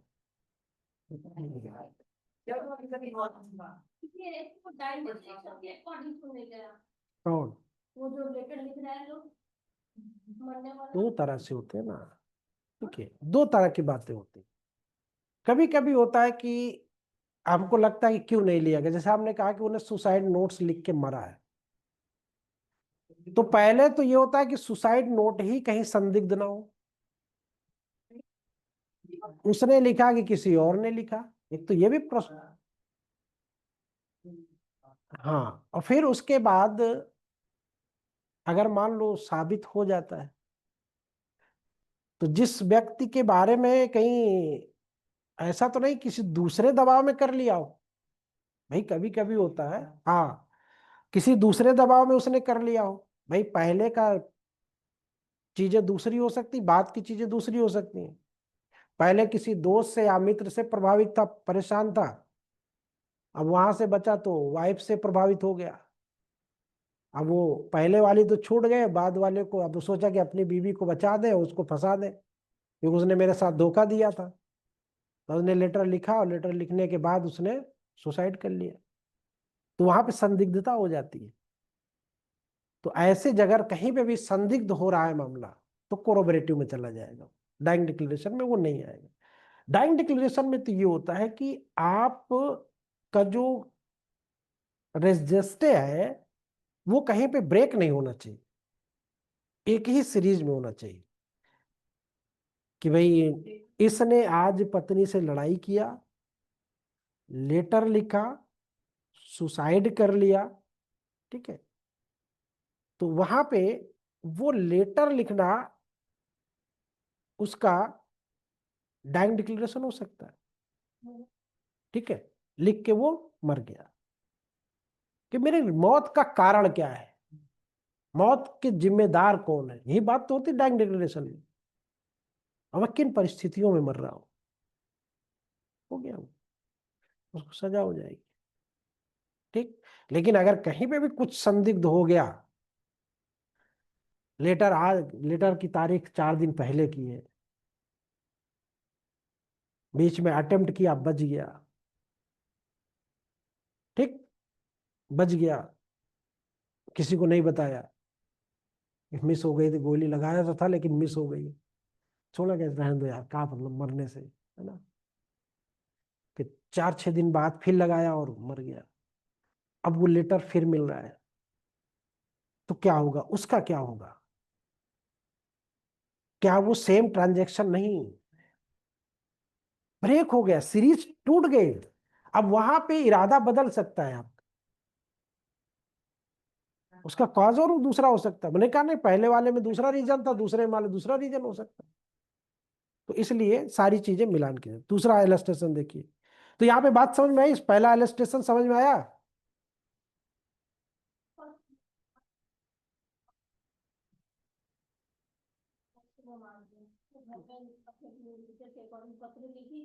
टीचर के अकॉर्डिंग। मेरे टीचर ने मुझे मारा, हाँ क्लास में मुझे बेइज्जती फील हुआ, बेइज्जती। अपना यूनिफॉर्म भी नहीं खोली, तरफ फांसी लगा। हाँ हाँ ये नहीं, और कुछ तो नहीं, बेइज्जती महसूस हुआ के कारण हुआ होगा तो नहीं होगा। ना ना ना, वो गंभीरता नहीं है वहां पे, क्योंकि कोई भी इस तरह से अगर करने लगेगा तो, क्योंकि आप नहीं, आप वो जनरल एक्सेप्शन पढ़ी हो कि नहीं पढ़ी, तो इस तरह के मामलों में नहीं होगा। नहीं तो ऐसे लोग पता लगा हम ही भी ले जाकर फंसा दो तो कि सर ने खड़ा करा के सवाल पूछा, मैंने बहुत बेइज्जती फील की और आज मैं जीना नहीं चाहती हूँ, आज मैं मरना चाहती हूँ, तो पता लगा कि हाँ हो गया। जब वो उसके मौत के संदर्भ में हो, पहली चीज, जिसने उसको वो हालात में पहुंचाया, ठीक, उस हालात में उसको उस बंदे ने पहुंचाया जिस हालात में वो मौत को गले लगाने के लिए मजबूर हो। बात समझ गई ना? अब उसमें उसको घायल करना भी हो सकता है, उसके साथ रेप भी हो सकता है, कुछ भी हो सकता है, लेकिन ये सिर्फ कि बेइज्जती महसूस हुई, ये बात तो नहीं है। बहुत से लोग होते हैं कि थोड़ी सी बात पे, हाँ हाँ, और फिर वहीं पे जहां पे उसको डांटा गया था वहीं पे वो आग लगा के मर जाती, तब तो मास्टर। हाँ हम्म, अथॉरिटी का हेल्प लेना, हाँ लेकिन वो बंदे का रास्ता चूज करता है। तो फिर उस कंडीशन में से लास्ट ऑप्शन हमने रखा, वो लेटर लेके मर गया हमारा नाम, तो लेकिन उसके पास पब्लिक अथॉरिटी की पुलिस हेल्प ले सकता। नहीं नहीं, वो ले सकता था, उसने लिया नहीं लिया वो डजंट मैटर, डजंट मैटर। अब आईपीएस मर जा रहा है, सबसे बड़ा तो वही है, वो काहे मर जा रहा है, उसको पूरी अथॉरिटी है ना, वो क्यों मर गया, इसका मतलब कहीं ना कहीं से वो आत्महत्या। देखिए लोग ऐसे नहीं करते, आत्महत्या की जो सिचुएशन होती है, जब सारे रास्ते बंद हो जाते हैं, आदमी नाउम्मीद हो जाता है कि अब मुझे कहीं से न्याय मिलने वाला नहीं। नाउम्मीद होने पे ही वो मौत को गले लगाता है, जीता रहेगा, ठीक है। और फिर जबरदस्ती कोई किसी को मार दे तो वो एक अलग चीज हो जाती है, ठीक है। दूसरा देखिए बी, प्रश्न का के जन्म की तारीख के बारे में है। The question is as to the date of A's birth, है ना, यही है ना। एक मृत शल्य चिकित्सक की अपने कारोबार के मामूली अनुक्रम में नियमित रूप से रखी जाने वाली डायरी में इस कथन की प्रविष्टि की, अमुक दिन उसने काकी माता की परिचर्या की और उससे पुत्र का प्रसव कराया, सुसंगत तथ्य है। An entry in the diary of the disease surgeon regularly kept in the course of business starting that on a given day he attained his mother and delivered her of a son is relevant fact। और नाम क्या आपका बेटा? रक्षा सिंह है ना, defence Singh है ना, तुम्हारा क्या नाम है? प्रीति साहनी। दयाराम राखाल दास बनर्जी और दयाराम साहनी वाली हो गया, इंदिरा इंदिरा साहनी वाली हो, इंदिरा साहनी वाला है, देखो इंदिरा साहनी कब का केस था, इंदिरा साहनी का 1993 का, 1992 का, 1993 का। क्या किया था उसमें?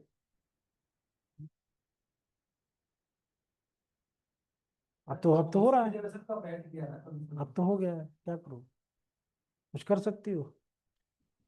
तुम्हारा नाम की बदनामी हो रही है ना। चलिए एनीवे तो यहाँ पे प्रॉब्लम समझ में आ रही है, यहाँ पे ये इसमें प्रॉब्लम समझ में आ रही है, क्या कहना चाहता है कि बच्चे का बर्थ जो है वो डिस्प्यूटेड हो गया। अब वो क्यों डिस्प्यूटेड हो ये भी समझ लो ना, ये भी कहो कि सर अभी आप डाइंग डिक्लेरेशन पढ़ा रहे थे, अब बर्थ सर्टिफिकेट आप पढ़ा रहे हैं, तो कहीं मैच हो रहा है, कुछ नहीं हो रहा है ना। तो तो आप देखो होता कैसे है, ये कैसे होता है। जैसे जुवेनाइल पढ़ा है ना आप लोगों ने,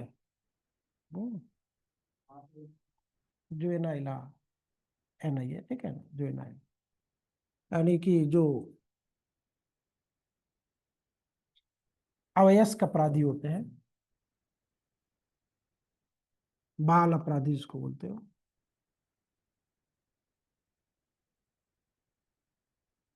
एक्स नामक एक बच्चा है जो कि अपने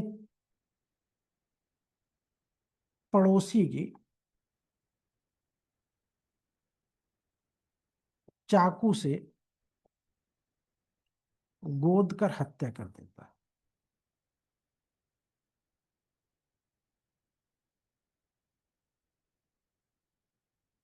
देखने में पतला दुबला झिन्ना सा बिल्कुल, मार जाता है उसको चाकू से। अब पढ़ा लिखा नहीं है, कहीं पे उसका सर्टिफिकेट नहीं है। घर वाले कह रहे हैं ये नाबालिग लड़का, मरने वाला कह रहा है कि मैच्योर है। मामला कोर्ट में गया, झाम फंस गया। तो अब कोर्ट क्या कहेगी कि आप नाबालिग कह रहे हो तो नाबालिग का सर्टिफिकेट दीजिए। तो अमूमन होता है कि हाई स्कूल की अगर किया होता तो 14 साल 15 साल का होता तो नाबालिग है। हाई स्कूल उसने किया ही नहीं, कक्षा 8 पढ़ा ही नहीं, कक्षा 6 गया ही नहीं, कक्षा 1 में एडमिशन ही नहीं लिया, कभी लिया ही नहीं। अब उसका बर्थ कैसे साबित होगा? अब तो खैर हड्डियों के कुछ होता है ना, उससे डेंसिटी से जांच लिया जाता है कि कितने उम्र का होगा, लेकिन पहले तो नहीं था ऐसा कुछ। 1872 वगैरह में थे क्या? उसके बाद भी नहीं रहा होगा। तो अब मसला फंस गया कि अब ये बच्चे का कैसे हो। तो अब वो भागा भागा गया जहां पे डिलीवरी हुई थी। उसका बाप, ये बाप ही के बेटा जब जा रहा तो यह कहा, डॉक्टर साहब ये बताइए आपके यहाँ डिलीवरी हुई थी मेरी वाइफ की, मुझे याद है, कब कब हुई थी? अरे बोले साहब 14 साल पहले हुई थी, 13 साल पहले। 13 साल 14 साल पहले?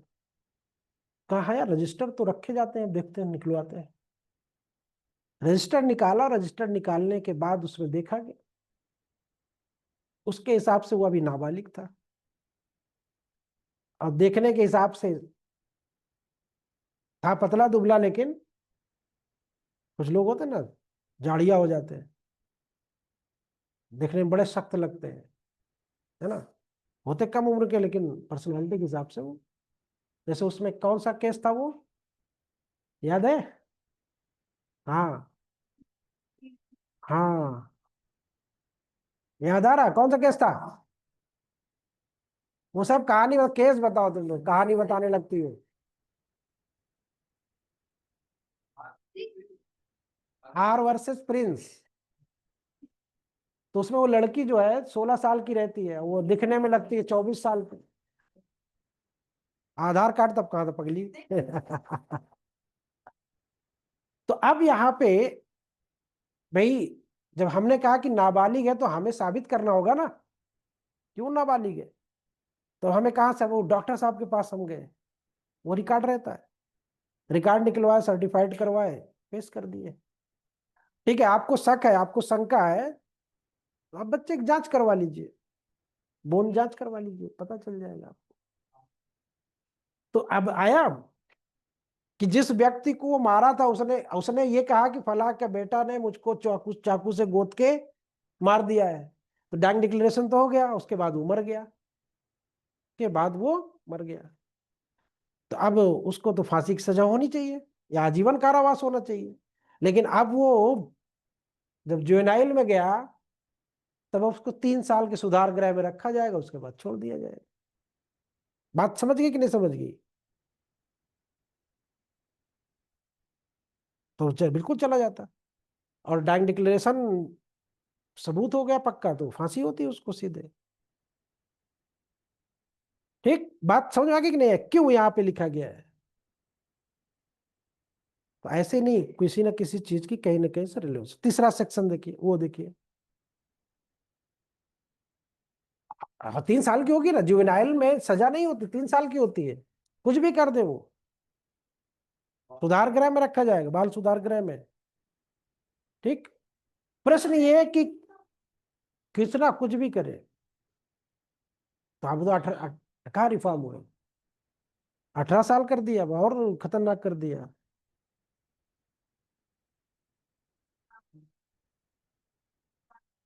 हाँ, तब उसमें जाएगा वो, उसमें जाएगा। भाई जब आप नहीं साबित कर पा रहे हो तो उसमें जाएगा। लेकिन अगर कोर्ट कोर्ट को लगता है कि देखने में या उसकी बातचीत से, उसकी समझदारी से ये लगता है कि नहीं ये बच्चा अभी नाबालिग है, तो वहां पे वो क्या करेगा, जांच करवा लेगा, मेडिकल रिपोर्ट ले लेगा। ठीक है, मेडिकल रिपोर्ट में आ जाएगा जो, तो साबित हो जाएगा कि है? अब वो टेस्ट तो ऑसिफिकेशन, हाँ ऑसिफिकेशन होता है। ठीक है, ऑसिफिकेशन टेस्ट 18 कर दिया, वो 16।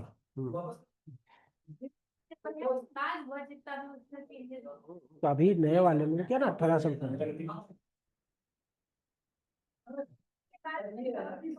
जो है, चाहे वो हीनियस क्राइम करता है, उसको एडल्टरेट किया जाए। निर्भया के बाद हुआ है ना। लेकिन अब जब उन्हें 18 साल कर दिया है, चाइल्ड क्या लिखा है उसमें, चाइल्ड के एज, हाँ नहीं पहले से नहीं थे पहले। और फिर उधर उसको जनरल एक्सेप्शन में उसको छूट मिलता है, अगर वो 7 साल के नीचे का है या 12 साल के नीचे का है, वहां उसको भी एक्सेप्शन मिलता है। हाँ। ठीक। अब आइए, प्रश्न ये कि क्या का अमुक दिन कलकत्ते में था। अब ये भी समझो भाई, the question is whether A was in Calcutta on a given day. A statement in the diary of a disease solicitor regularly kept in the course of business that on a given day the solicitor attends A at the place mentioned in Kolkata for the purpose of conferring with him upon a specified business is a relevant fact. कारोबार के मामूली अनुक्रम में नियमित रूप से रखी गई एक मृत सॉलिसिटर की डायरी में यह कथन कि अमुक दिन वो सॉलिसिटर कलकत्ते में एक वर्णित स्थान पर वर्णित कारोबार के बारे में विचार विमर्श करने के प्रयोजनार्थ का के पास रहा सुसंगत तथ्य। मतलब ये है कि इलाहाबाद में हत्या हो रही है, और हत्या के कारणों में से यह है कि जो जिसकी हत्या हुई है उसने उस व्यक्ति का नाम लिया जो व्यक्ति उसका दुश्मन था। तो कभी कभी देखिए यहाँ पे दो बातें होती हैं। बातें ये होती है ना कि लोग एक आशंका के आधार पे, जैसे मान लो वो व्यक्ति जो उस दिन कलकत्ते में था वो भी उसका दुश्मन था। एक लोगों के कई दुश्मन होते हैं, जिसके होते हैं उसके कई होते हैं, जिसके नहीं होते उसके एक भी नहीं होते। वो उस दिन कलकत्ते में था, मारा किसी दूसरे ने, जैसे अभी मैंने कहा कि उसकी उससे दुश्मनी है, मार दिया दूसरा कोई। होता है कि कभी कभी जिसका रिसेंटली विवाद होता है और वो अगला देखता है कि इसका इससे विवाद हो गया, तो दूसरा गेम खेल जाता है तुरंत। फिर पुलिस का जो डायरेक्शन होता है जांच का, वो रिसेंटली वाले के साथ होता है कि इसका भी कल विवाद हुआ था और ये आज मारा गया, तो पूरा डायरेक्शन उधरी होगा। अब ठीक है, वो पुराना दुश्मन था, लेकिन इत्तेफाक ये था कि वो उस दिन कलकत्ता गया हुआ था, बच गया इसीलिए, नहीं तो होता तो भी लपेटा जाता। वो कलकत्ता गया था, कलकत्ते में किसी केस के मामले में वकील साहब से विचार विमर्श करने के लिए फला जगह पे।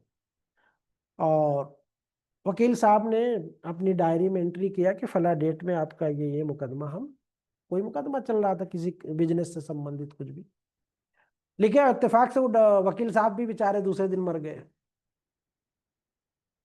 हाँ, दूसरे दिन वकील साहब भी मर गए।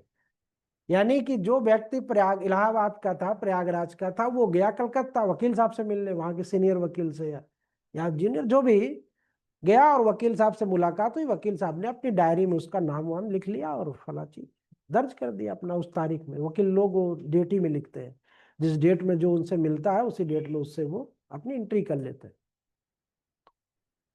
और उसका केस वहां पे था कि बताया कि भला तारीख में आपका केस लगा हुआ है, और वकील साहब भी मर गए।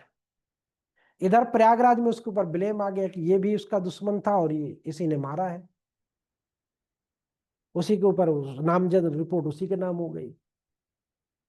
अब वो बेचारा वहां पे था, तो अब उसको ये साबित करना है, वो डाइंग डिक्लेरेशन तो हो गई, मरने वाले ने बता दिया कि फला व्यक्ति ने मारा, फला व्यक्ति से मेरी दुश्मनी थी, लेकिन वो उस दिन कलकत्ते में था, मारा किसी दूसरे ने था। अब कैसे साबित होगा कि आप उस दिन नहीं थे? आपको साबित करना है। अब वकील साहब भी मर गए और समस्या हो गई, एक तो करेला ऊपर से नीम चढ़ा, है ना। अब क्या होगा? अब वकील साहब की डायरी लाई जाएगी। वकील साहब की डायरी में क्या, इन दोनों की मुलाकात का वो समय लिखा हुआ है जिस समय पे यहाँ पे हत्या हुई है, या उस दिन वो व्यक्ति कलकत्ते में था।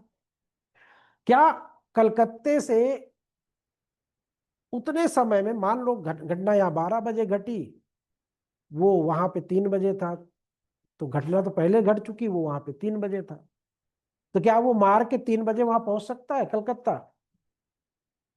नहीं पहुंच सकता। क्लियोफिलिबा अन्यत्र उपस्थिति का सिद्धांत है ना, सेक्शन 9, वर्तमान का पुराना यार। ठीक, क्लियर हो गई बात, समझ में आया? तो अब वो वकील साहब की डायरी काम कर गई, उसका डाइंग डिक्लेरेशन क्या हुआ, खारिज हो गया, क्योंकि वो था ही नहीं ना। तो अगर मान लो ऐसे केस आते, पहले तो झूठ उसको नहीं बोलना चाहिए था, लेकिन अगर उसने नहीं बोला, उसने ये कहा कि फला व्यक्ति से कल मेरी लड़ाई हुई है और उसने मुझे, 2-3 लोग आए मुझे मार दिए, तो अब पुलिस वाले तो पहुंचेंगे ना खोजते खोजते कि किसने मारा, और वो मर गया। तो अब जिससे जिससे दुश्मनी होगी सभी के ऊपर मामला आएगा, लेकिन जिसका उसने नाम लिया, जिसने उसको किया, तो जाएगा ही जाएगा। डी देखिएगा, प्रश्न ये कि क्या कोई पोत मुंबई बंदरगाह से अमुक दिन रवाना हुआ, किसी वाणिज्यिक फर्म के जिसके द्वारा वो पोत भाड़े पर लिया गया था, मृत भागीदार द्वारा लंदन स्थित अपने संपर्कियों को जिसे वो ब्यौरे प्रेषित किया गया था, ये कथन करने वाला पत्र की पोत मुंबई बंदरगाह से अमुक दिन चल दिया, सुसंगत तथ्य है। ठीक, अब इसमें ये मामला होता है कि मान लो कभी कोई घटना घट गई, कुछ लोग पोत पे मृत पाए गए या मारे गए, कुछ भी है, तो ये पता करो कि ये बंदरगाह पे ये पोत था कि नहीं था उस तारीख को। ठीक है, तो बोला साहब ये तो उस तारीख में था ही नहीं वहां पे, ये तो वहां से रवाना हो चुका था। बात समझ रहे नहीं समझ रहे भाई? जब घटना घटी उस वक्त वो पोत वहां पे नहीं था, वो कारोबार के डायरी में होता ना कि कभी आप लोगों ने, वो तो खैर पोत है, शिप है, इतना लंबा सफर करके पहुंचेगा कहीं ना कहीं, तो कुछ ना कुछ घटनाएं हो सकती, कुछ ना कुछ शिप पे ही हो सकता, कुछ भी हो सकता है, तो रिकॉर्ड रखता है। तो वो तो छोड़ दो, एक छोटी सी जो इलेक्ट्रिक बस चलती है ना, बसें, कभी देखा आपने? देखा है ना, बैठा भी होगा, ड्राइवर रखे रहता पूरा, कितने बज के कितने मिनट पे चली और कितने बज के कितने मिनट पे अपने डेस्टिनेशन पे पहुंची, डेट डेट समय सब लिखते हैं और साइन होते हैं, कंडक्टर रही होगा, पूरा चार्ट रहता है। बात समझ में आ गई ना? तो मान लो कोई घटना घट जाए, फला व्यक्ति बोले कि साहब मैं तो उसका टिकट वो पेश कर दें उस गाड़ी का, तो बोले उस समय वो गाड़ी कहाँ पे थी? बोले साहब वो तो मेवहाल चौराहा पे थी। घटना कहाँ घटी? घटना घट गई कहीं आगे तिलियरगंज में। तो ये व्यक्ति सिविल लाइन से बैठा था या रेलवे स्टेशन से बैठा था, टिकट कटा उस समय तो वो वहां पे बन रहा था, हत्या यहाँ पे हो चुकी थी। व्यक्ति तो टिकट के आधार बच जाएगा नहीं। बात समझे कि नहीं समझे? ठीक, तो उसी तरह पोत का मामला था कि उस पर चला। तो इसलिए ये इलस्ट्रेशन यहाँ पे दिए गए हैं समझाने के लिए। कारोबार के अनुक्रम में भी है ना। फिर नेक्स्ट देखिएगा, प्रश्न ये है कि क्या का को अमुक भूमि का भाटक दिया गया था। भाटक मतलब किराया होता है, रेंट। हाँ, का के मृतक अभिकर्ता का का के नाम पत्र जिसमें ये कथन कि उसने का के निमित्त भाटक प्राप्त किया है और वो उसके का के आदेशाधीन रखे हुए हैं, सुसंगत तथ्य है। याद आ रहा कुछ? हाँ सर, वो अपने लिए दिया रहता है। बात समझ में? नहीं, कल बताए थे ना ई वाला। The question is whether rent was paid to A for certain land. A letters from A's disease again agent to A saying that he had received the rent on A's accounts and held it at A's order is relevant fact. हाँ,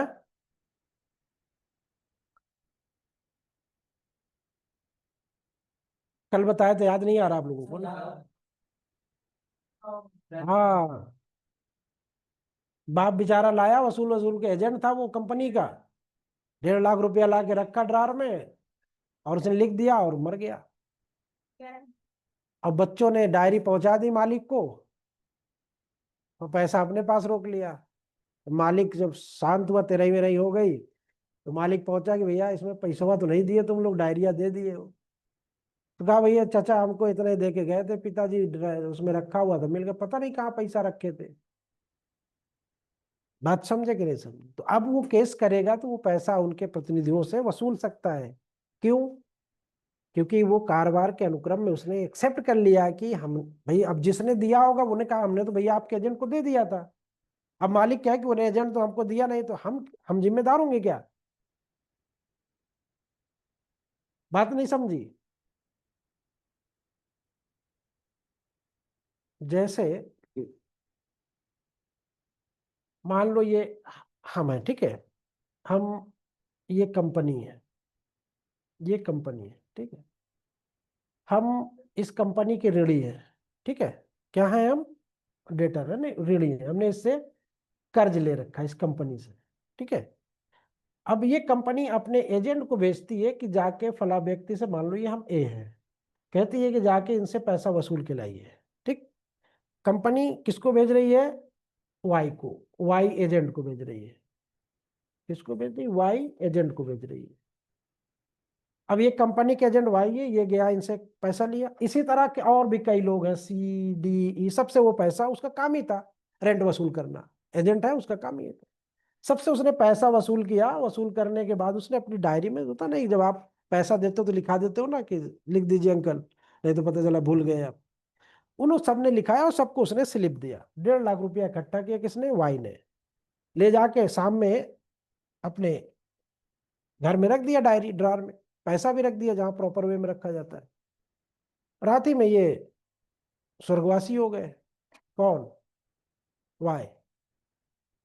पैसा बच्चों ने जब देखा, drawer वार खोला तो है 1.5 लाख रुपये मिल गया। उसको चुपचाप जेब में रखे, डायरी को ले जाके कंपनी को दे दिए।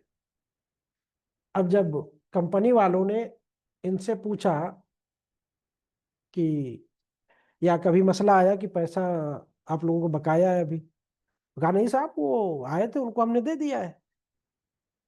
तो अब वो डायरी खोलेगा कंपनी वाला, क्या भैया इनका तो पेड है, इनका भी पेड है, इनका भी पेड, कोई इशू नहीं। लेकिन अब वो 1.5 लाख रुपया इनको मिले कैसे? मसला इस बात का है। तो अब ये क्या करेंगे? केस करेंगे। किसके ऊपर करेंगे? इसके परिवार के ऊपर करेंगे, क्योंकि लीगल रिप्रेजेंटेटिव पढ़ा है ना आपने, विधिक प्रतिनिधि। तो वो उनके ऊपर करेगा, और करने के बाद अब ये कहेंगे कि नहीं साहब हमारे पास तो कुछ था ही नहीं, पैसा खाली डायरी थी, हमने डायरी पहुंचा दिया।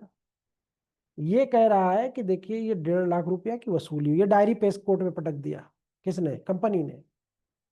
तो अब आपके पिताजी ने वसूल किया था तो आपकी जिम्मेदारी है, आपके पिताजी ने उधार लिया था तो आपकी जिम्मेदारी है। अब आप ये नहीं कह सकते कि नहीं नहीं नहीं, वो बोल रही है ना, उन्होंने रिसीव किया, उन्होंने साइन किया, तो अब आप ना नहीं कर सकते ना। बात समझ में आ गई? तो अब पिताजी तो उनके नहीं रहे, तो अब उनका वो स्टेटमेंट या उनकी वो बातें जो मरने के पहले लिख के चले गए, लिख के पहले क्या कहे कि ABC ने हमको कर्ज दिया, ठीक है, रिलेवेंट हो जाएगा। ठीक, समझ में आ गई बात? फिर अगला देखिए, प्रश्न ये है कि क्या का और खा का विवाह वैध रूप से हुआ था कि फिल्मी स्टाइल में हुआ था? कौन सी फिल्म है ना? कौन सी फिल्म में होता है? कई फिल्मों में होता है। एक तो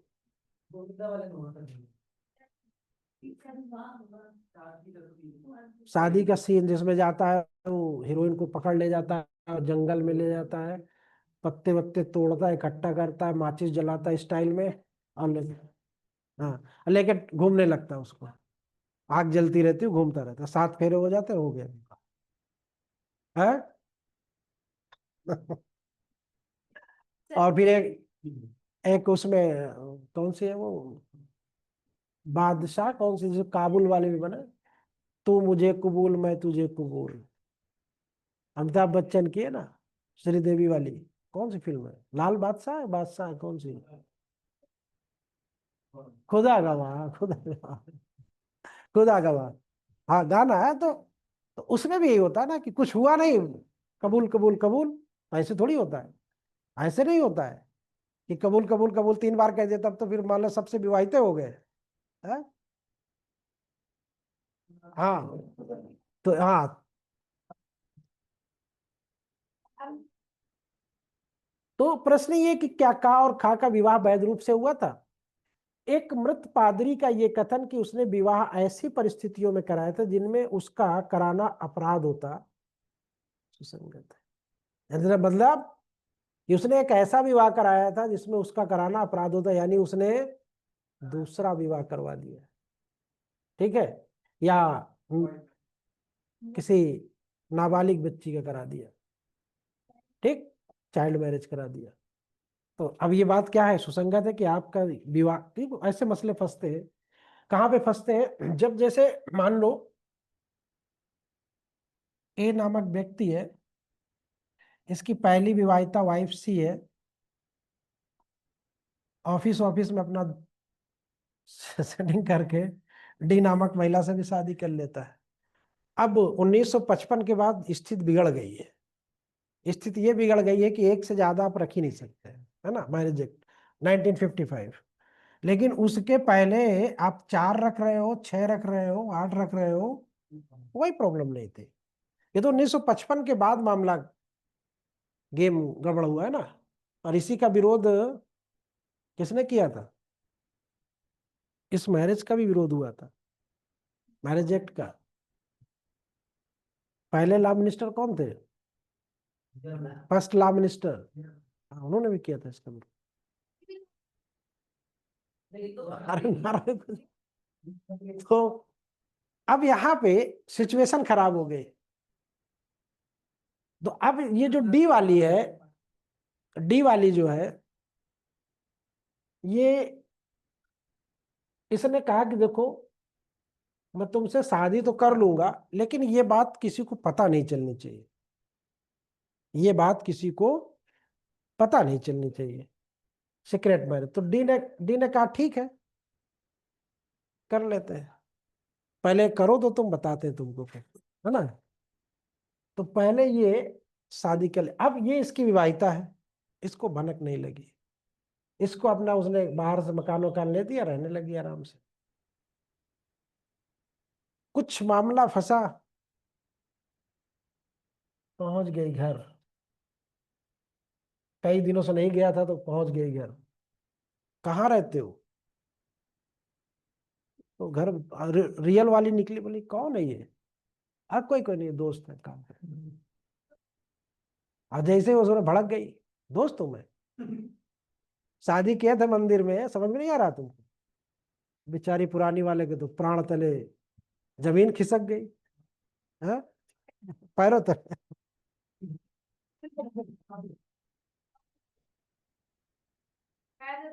और अगर हार्ट की कमजोर होती तो हार्ट अटैक भी हो जाता, प्राण भी त्याग देती बेचारी। तो होता है, महिलाओं के साथ अमूमन होता है। अब मसला फंस गया। एक तो ये सिचुएशन होती, एक ये सिचुएशन होती है कि बड़े शालीनता के साथ जिंदगी निपट गई, अब बच्चे भी हो गए 2-3, है ना। अब मामला था प्रॉपर्टी लेन देन का, इनके भी बच्चे थे। अब पिताजी के मरने के बाद ये खुलासा होता है। ये खुलासा पिताजी के मरने के बाद होता है। पहले तो ये बड़ा सेपरेटली काम करते रहे, इधर वाले को इधर, इधर वाले को इधर। अब जब इसके बच्चे पहुंचे वहां पे कि आधा इसमें हमारा भी है, क्या तुम कौन हो? कहा जिसके बेटे आप हो उन्हीं के बेटे हम भी हैं। नहीं कहां से आ गए? अब पूरी कहानी उन्हें बताई, माँ भी पहुंच गई। अब भाई प्रमाणित करो, सर्टिफाई करो कि आप उनके बच्चे हो। भाई बीवी को तो कुछ नहीं मिलने का, बीवी को तो कुछ नहीं मिलेगा, लेकिन बच्चों को जरूर मिलेगा। तो अब बच्चे साबित करें कि ये उनके बच्चे हैं, पहले तो ये साबित करें कि ये उनकी वाइफ है, ठीक है। नहीं तो वो कोई किसी का भी लेके पहुंच जाए प्रॉपर्टी में, हाँ हिस्सा मारने, है ना। तो मसला इस बात का है। तो ऐसे सिचुएशन में अब ढूंढा जाएगा कि इसकी शादी किसने करा। अगर मान लो मसला फंस गया, रिसेंटली नवीनतम मामला हो जाता है, कहीं से पोल खुल जाती है, तो शादी किसने कराई, है ना। अगर चोरी छिपे करा तो पता नहीं चलेगा, लेकिन अगर चल गया पता, तो पता चला कि आर्य समाज में किए थे। इसलिए आर्य समाज को बैन, उसको भी रिस्ट्रिक्शन किया। अभी सुप्रीम कोर्ट ने कहा कि आप ऐसे सबके नहीं, जो पहुंच जाता सबकी शादी हो जाती, चाहे पहली हो, दूसरी हो, तीसरी हो, कोई मतलब, सबकी हो जाती।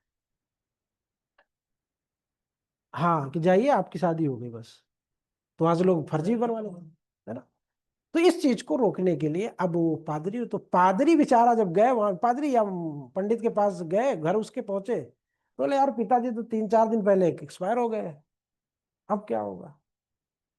अब उसने जो लिखा पढ़ी होती उसमें लिखा था कि हाँ इनका विवाह उसने करवाया, ठीक है। तो अब अगर जिंदा होते तो वो भी द्विविवाह करवाने के दोषी होते, लेकिन है ही नहीं है। लेकिन ये साबित हो गया कि शादी तो हुई थी, ठीक है।